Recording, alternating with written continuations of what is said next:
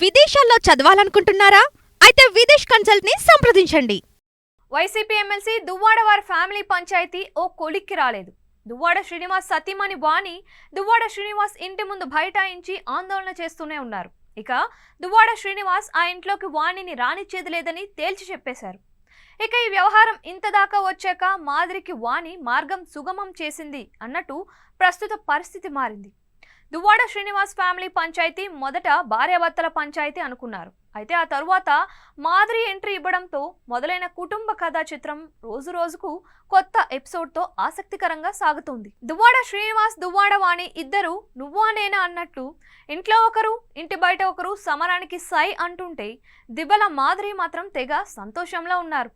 ఇన్నాళ్ళు గుట్టుమట్టుగా సాగిన వ్యవహారం మీడియా సాక్షిగా బయటకు రావడంతో మాదిరి తన ఇమేజ్ పెరిగిందని, తన ఫాలోవర్స్ పెరిగారని సంబరపడుతున్నారు.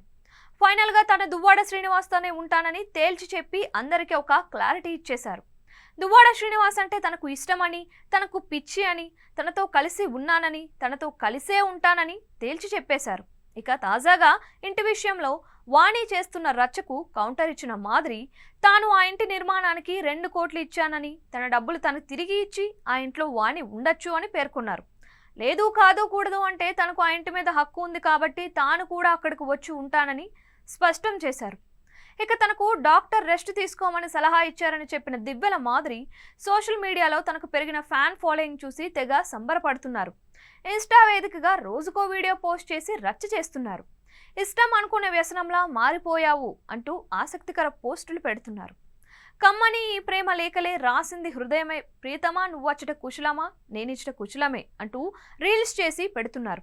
కారులో ప్రయాణం చేస్తూ విండో గ్లాస్ దించి తల బయటకు పెట్టి ఎంజాయ్ చేస్తున్న వీడియోను పోస్ట్ చేస్తున్నారు. మాదిరి రీల్స్ తో చేస్తున్న రచ్చ దువ్వాడ వారి కోసమేనని నెటిజన్లు తెగ కామెంట్స్ చేస్తున్నారు.